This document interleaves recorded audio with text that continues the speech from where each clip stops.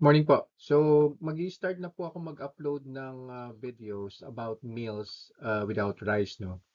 But before I do that, I just wanted to show you a comparison ng meals ng with rice at saka without rice.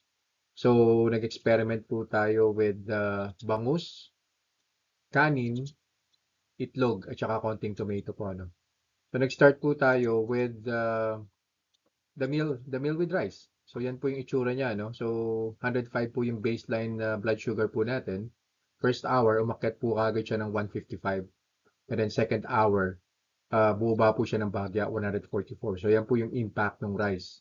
Um, Half cup lang po yan, yung sinama ko po dyan. So ilalagay ko po sa description yung link po nung video, nung full video po nung testing po natin yan. Tapos tinry ko po siya. The same din po. Bangus, uh, eggs, sorry, meron po siyang dalawang eggs, tapos konting tomato, but this time without rice. So ito po yung itsura niya. So 105 din po yung starting blood sugar po natin. First hour, umakyat po ng 112. Tapos sa second hour, umakyat pa po ng bahagya 116.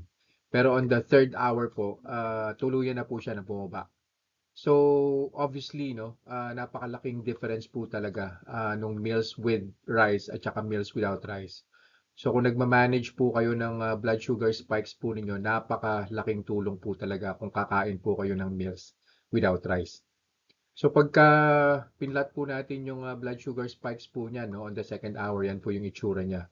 So, si with rice, plus 39 po yan. Tapos si without rice, plus 11 lang po yung blood sugar spike po niya.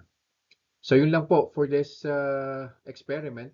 I'll see you guys in the upcoming vlogs, no? Puro no rice po, yung mga meals na without rice po. So yun lang po. God bless. Bye.